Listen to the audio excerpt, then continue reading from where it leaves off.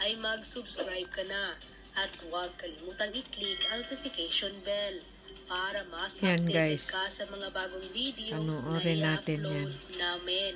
At ito na nga mga ka-update. Makikita dyan ang kasinungalingan ni Tory. Grabe yung pagkasinungaling. At mata ng maraming Pilipino. Sa kauna-unahang pagkakataon, matapang at tahasang sinupalpal at nahuli mismo sa viral video ng senador na si Jinggoy Estrada, ang CIDG General na si Nicolas Torre III, matapos mga tuwiran na tila upon his order. Ipinag-utos raw nila talaga na hindi papasukin ang pangalawang Pangulo ng Pilipinas na si Sara Duterte Carpio bilang abogado ng kanyang ama na si dating Pangulong Rodrigo Duterte. Tila matapang na nanindigan at mukhang gigil na gigil sa galit na lumabas sa investigasyon ng Senado ang senador na si Jinggoy Estrada, kung saan harap-harapan at matapang nitong tinanong si Nicolas Torre kung para sa kanya ba tama ang ginawa nito, bukod sa pinagbabantaang hihilain daw umano ang former president o ang sinumang abogadong humarang sa umano'y iligal na pagpapaaresto o nakapalikod rito. At bukod pa rito, hindi pa raw nito pinapasok ang Vice President na si Sara Duterte, na mismong anak at abogado ng former President na si Rodrigo Roa Duterte. Sa pagpapatuloy ng mga katanungan ng senador na si Jinggoy Estrada, mukhang ipinahiwatig nito na nilabag raw ni Nicolas Torre ang Bill of Rights ng dating Pangulong Rodrigo Duterte, kung saan ayon sa Section 1, no person shall be deprived of life, liberty, or property without due process of law. Ito raw ang hindi nalalaman ni Nicolas Torre na nilabag niya mismo oras na nangyari ang di umano'y iligal na pagpapaaresto kay former President Rodrigo Roa Duterte. Dahil sa balitang ito, matapang na nagkomento ang marami sa ating mga kababayan at maging ang ilang mga abogado na pinatunayang lumabag raw di umano at maaari raw makasuhan ang nasabing general at CIDG chief na si Nicolas Torre III matapos ang kanyang di umano'y iligal na pagpapaaresto kay dating Pangulong Rodrigo Duterte. Narito at panoorin ang full video kung saan matapang at tahasang nanindigan at hindi nakapagpigil ang senador na si Jinggoy Estrada at harap-harapang sinupalpal sa harap ng Senado ang nasabing general at CIDG chief na si Nicolas Torre. Narito at panoorin ang full video. Ayan. Yung video na yan yung mga kasinungalingan ni Torre. Akala mo siya yung hukom. Akala mo siya yung Diyos. PG Fadulyon met them and attempted to read the rights to President Duterte. And all of them said, pwede ba mamaya na yan at pa-diffuse muna natin ang tension. Doon na lang sa 250th Airlift Wing. So, we acceded to that request. Alam mo, we Torre, arrived at the 250th Airlift Wing. Hindi namin alam kung anong pinangako sa'yo. Kung bakit ganyan kakayabang. Akala mo, ikaw na yung Diyos, ikaw yung hukom. Na kung makapanghuli ka, akala mo napakaya sobrang na-overwhelming ka sa binigay sa iyong posisyon ni Bangag. Siguro na yung panahon na yan na nanghuli ka Bangag ka siguro. Kaya ganun kakayabang. Tama ba? O buo yun, ma'am. It was ilang pahina? 15 pages. Yung 15 pages na kumakalat ngayon? Yes, yun na yun? Yes, so yun tapos, na naibigay doon sa ang masama pa dyan sa panghuhuli-huli ni Torre. Pero nakita ko sa walang totoong warrant. Ating inano niya, binasa lang niya sa cellphone niya. Pwede bang panoorin natin? I want to give you the best iPhone, which is an iPhone 15 Pro Max 512. na iba ang pangyayari tungkol sa abogado. Pwede bang panoorin natin? Puro kayabangan ang ginagawa ni Tory dito. Kaya guys, alam ko may party list to eh. Huwag nyong ibuto. Kasi ayan oh, kitang-kita sa video eh. Kung ano-anong ginagawa ni Tory. Oh. Oh. Kitang-kita sa video kung anong ginagawa niya. Oh. Hahawakan yung abogado.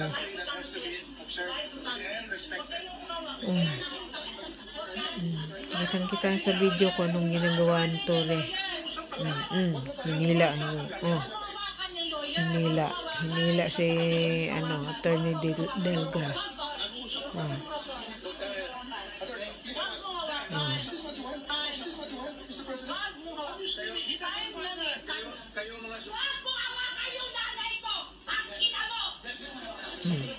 Kayong mga sundalo, tanungin ko kayo, anong kasalanan ko?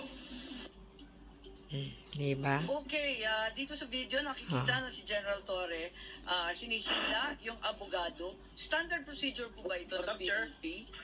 Bakit mo kinakalagkad yung abogado? Hindi ba karapatan ng isang akusado, arestado na magkaroon ng abogado? Bakit ayaw ninyong palapitin yung abogado? Gabi na ho yun, ma'am. That's already the time that I'm forcing everyone Kaya to halatang-halata mo talaga na halatang-halata talaga na hinaharas ni Tory si ang grupo ni President Duterte. Halatang-halata na hinaras niya talaga. Pagkatapos diniritso pa nila sa kinidnap pa nila yung Pangulo hanggang Netherlands. Palagay mo masisindak pa yun o kaya ba lumaban nun?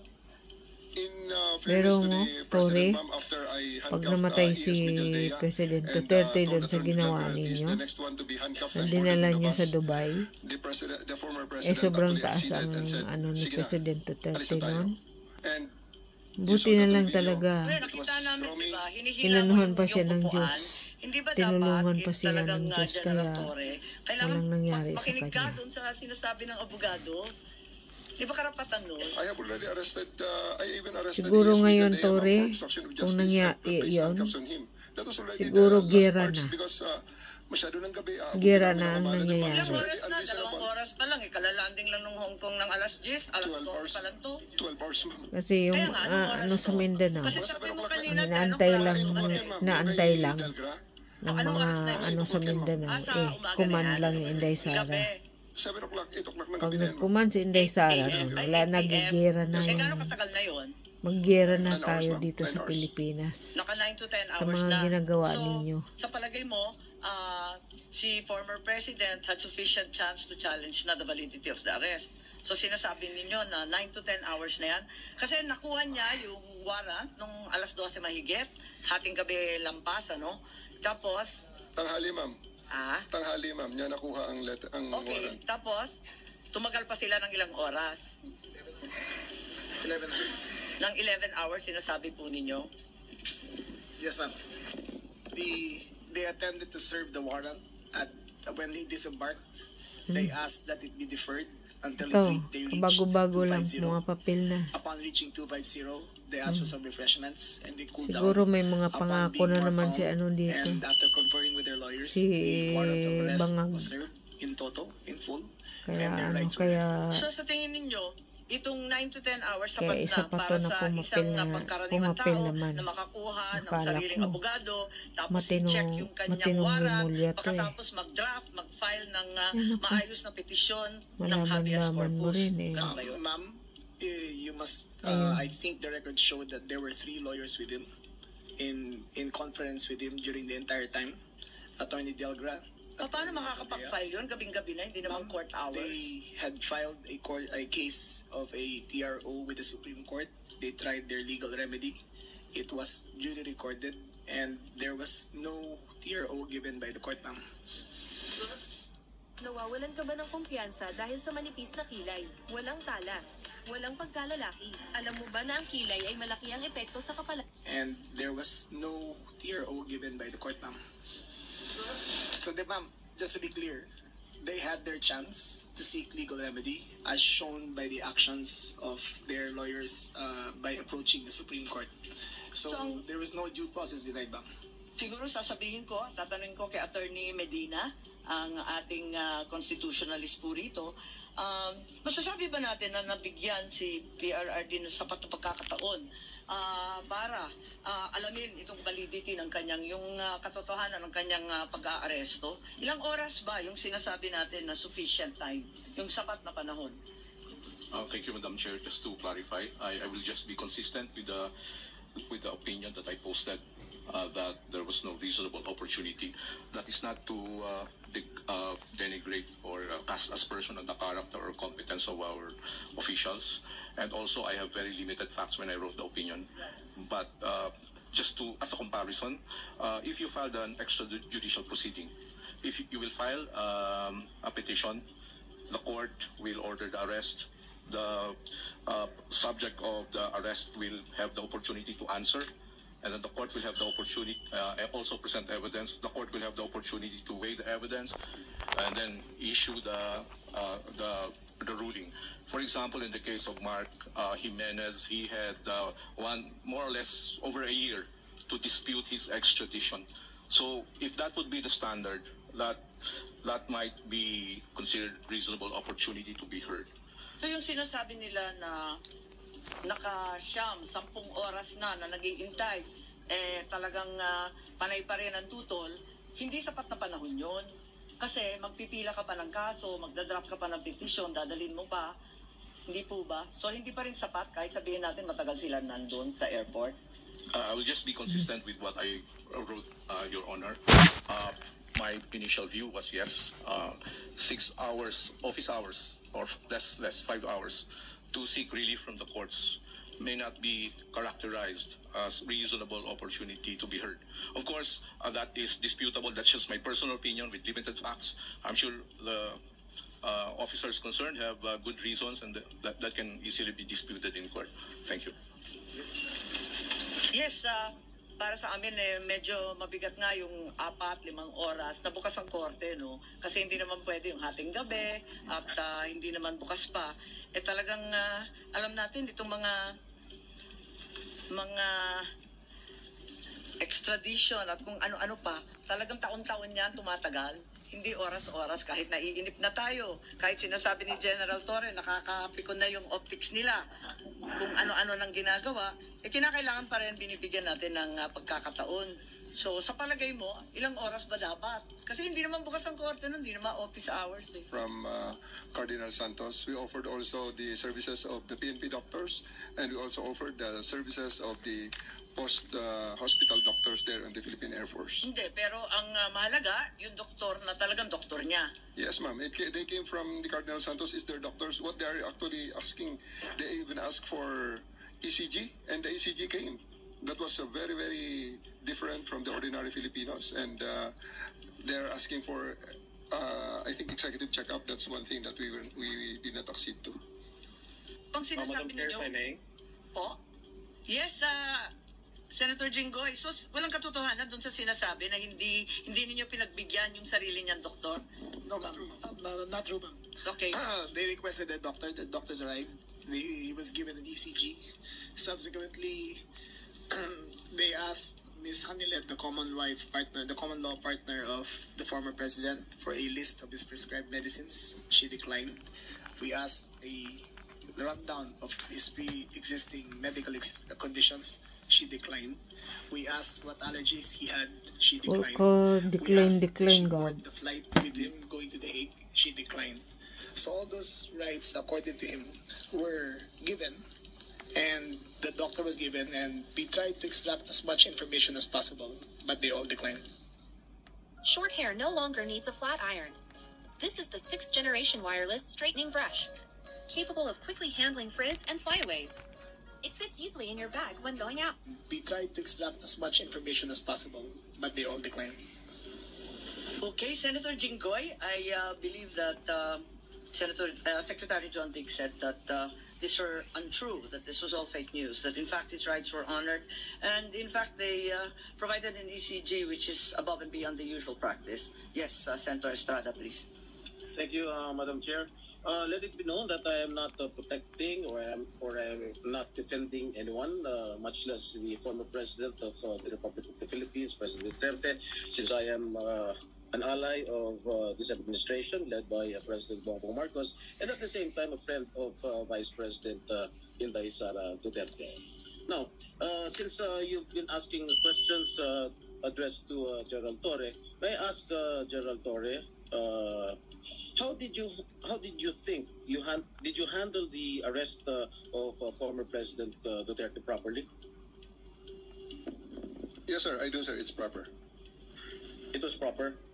But when I saw the video, it was really, for me as a citizen of this country, it was really unbelievable.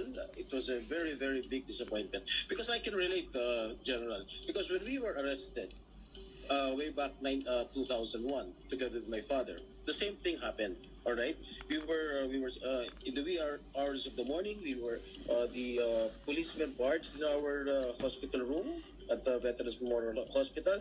They were arresting us. They wanted us to be transferred to another detention cell because after the May 1 siege, at ano sabi ng mga police, kalad ka rin na yan mga yan pag ayaw sumama.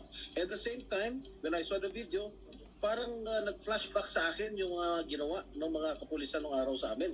At ang sabi mo, hihilahin ko yan.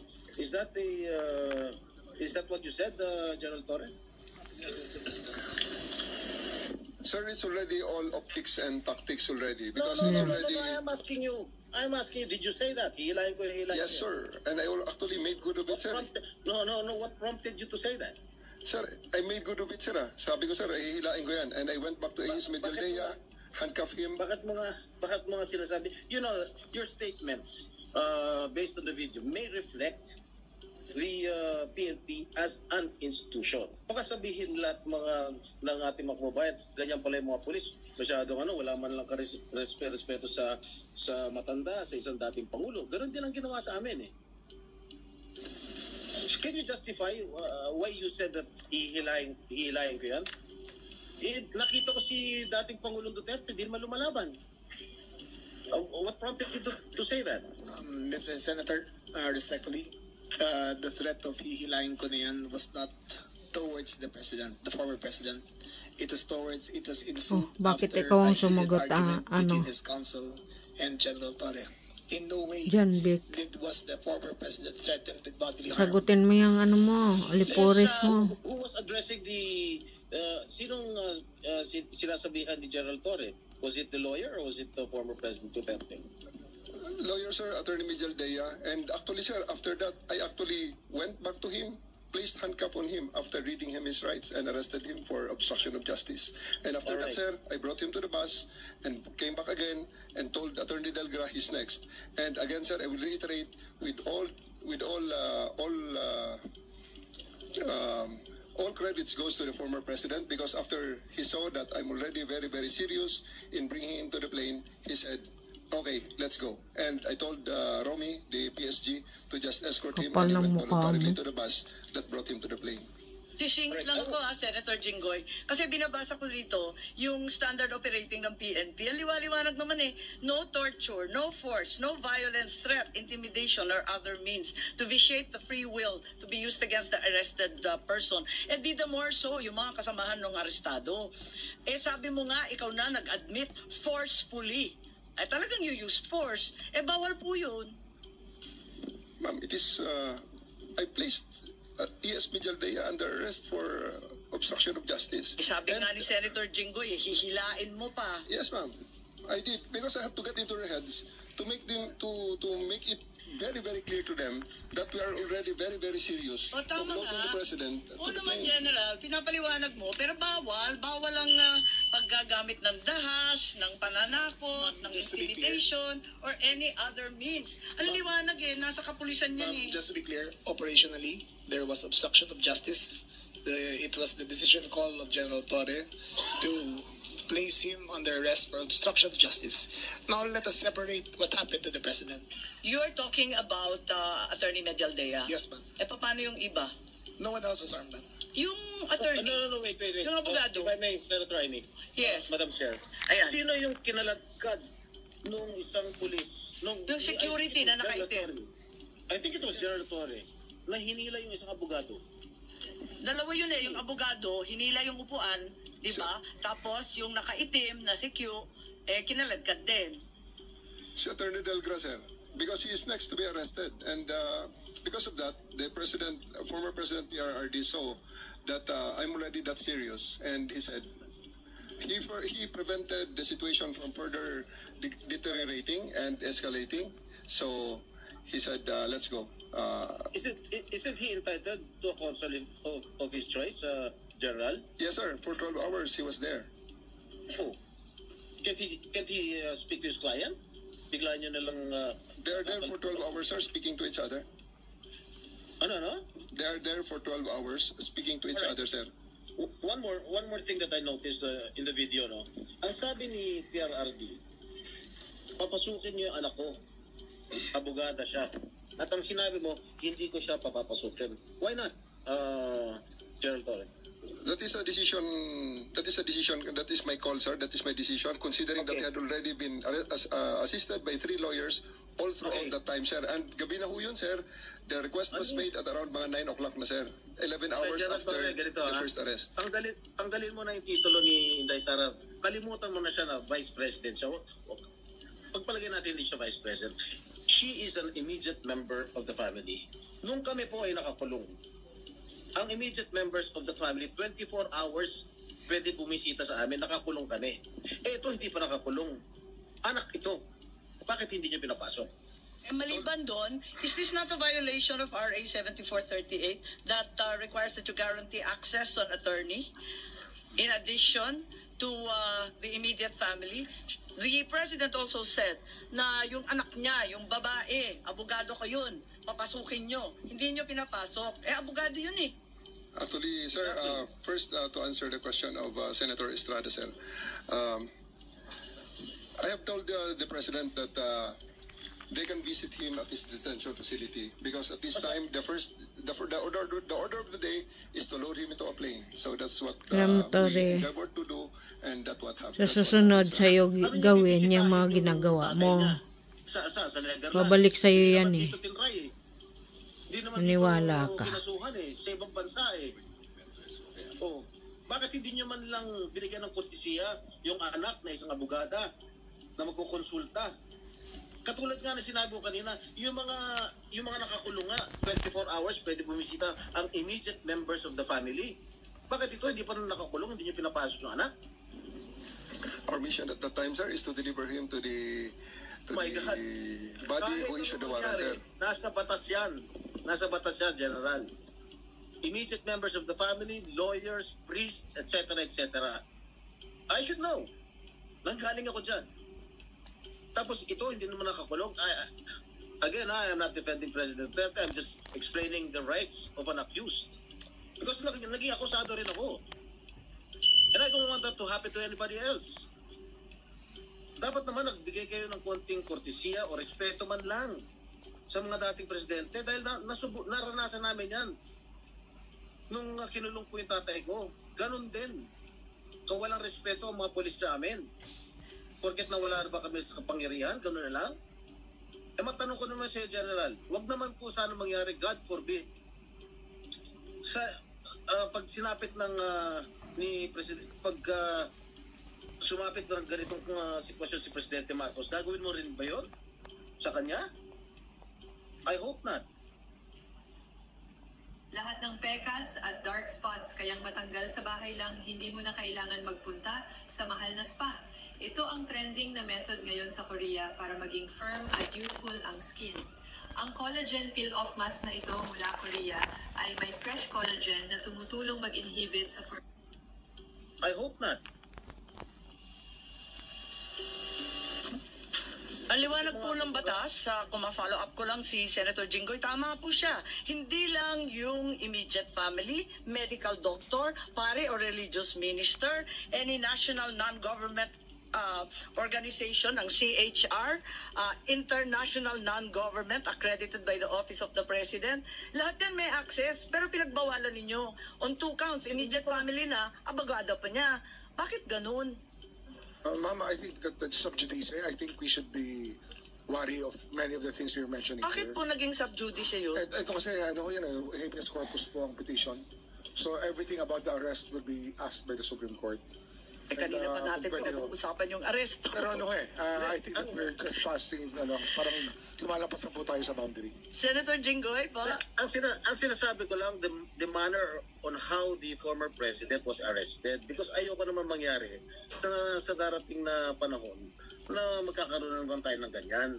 Sana makapagbigay lang ng korting kortesiya man lang, nakausapin yung mga abogado, pero nakausapin yung mga members ng immediate family niya, sana naman binigyan niya ng pagkakataon. Kaso mo, nung nakiusap si dating Pangulong Duterte na papasukin yung kanyang anak na abogada, tanggalin mo na hindi siya, na vice presidente siya, abogada at anak niya, member ng immediate family, sana naman lang binigyan niya ng pagkakataon, makita niya yung tatay niya bago niyo siya isinakay sa plano. Yun lang naman yung sa akin. Masakit. Ako, isang anak na meron din akong tatay na ginanon ninyo. Masakit para sa akin. Pakipaliwanag din. Maraming salamat, Senator Jinggoy. Marami tayong pinagdaanan, kapatid.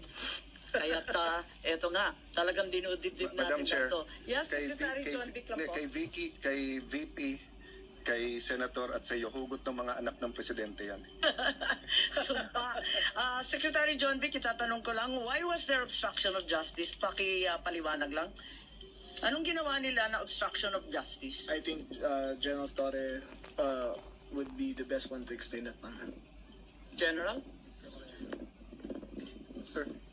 Sabi niyo, nag-obstruction of justice, kaya aarestuhin na rin ninyo si Attorney Medialdea. Ano po yung ginawa ni Attorney Medialdea na obstruction of justice? We're about to load an arrested person into a plane to transport him to the tribunal who issued the warrant.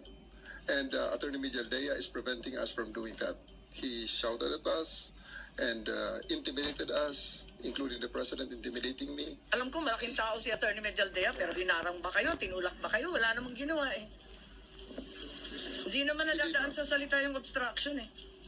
He did, ma'am. So I do believe that under that circumstances, I have to arrest him just to reasonable force. And I do believe that I used the reasonable force to ensure compliance, for him to step aside, for us to load the former president to the plane. So yun lang yung obstruction dahil nagsisigawan yung mag-asawa? He is preventing us from doing our job of loading the former president to the plane. Hinarang ba kayo? Yes, ma'am. Anong ginawa? Hindi namin makita eh. Ang nakita ko lang, pinipilit niyo iposas, hindi magkasya yung posas. Yes, that's one thing, ma'am. He's blocking my way. He's preventing us. He actually placed another chair at the side with the president for the former president to sit, which is already very much delaying everything because the plane is already ready to fly. Ba't yung masyadong nagmamadali? We are going, unang-una ma'am, ang reglementary period, mamalasin naman kami pag hindi namin ginawa ang trabaho namin. Bakit? Anong reglementary period? Anong period yun? Dahil sinabi na nga ni Executive Director sa ating PCTC, na diffusion lang naman yun eh. Wala nga commitment pinag-uusapan dun eh. Wala nga red notice, pambira eh. There is a warrant. Takal na ni Arnie Tebes eh. Wala pa rin, di ba? Ba't kayo nagmamadali? Ano yung reglementary period mo? May I refer you to the SOJ, ma'am? If the SOJ wants to answer that. Hindi ba pwede kayo na muna? Mauna lang kayo, tapos sa si SOJ. Pwede? Okay, ma'am. Okay. My main processes during the time is that I have implemented a warrant, and it is therefore the person is already arrested by virtue of a legal warrant. Asan ang warrant and mo? Article 125 comes into play of the revised penal code, which is entitled delivery of persons legally arrested Warrant ka pang hayop kayo. Wala namang warrant na inano mo. Binasa mo lang sa cellphone. Tanga. So inaamin mo warrantless arresto? Tanga. Kasi yung Article 125 ng RPC, does not apply kung may warrant. So inaamin mo walang warrant. At the many stages, ma'am. Taga namang walang warrant eh. Sa pure mind, General Torre, warrantless arrest ba to o may warrant? Kasi ang liwanag naman ng Article 125 ng Revised Penal I do believe that I have a warrant at this time. I just don't want to be... Hindi walang reglementary period. Mamili ka. Kapag warrantless arrest, edi may period. Kapag may warrant, walang period. Just the same, ma'am, I have to deliver Hindi him to the pareho judicial yun, proper kapatid. authority. Hindi magkapareho yun. The reglementary period only comes into play when there's a warrantless arrest in accordance with Article 125 of the Revised Penal Code. Di po ba? At saka may kinalaman yun sa delivery of the accused and arrested. Di po ba? And I'm being cautioned by the DOJ, ma'am, that it may be sub judice already to discuss that because of the habeas corpus pending in the Supreme Court, ma'am. At yun na nga mga ka-update, ano na ang masasabi mo sa video ito? Wala, sinungaling si Torre. Yun yung masasabi dyan sa video na yan. May diabetes ka ba? Kung ikaw ay nasa mataas na panganib na magkaroon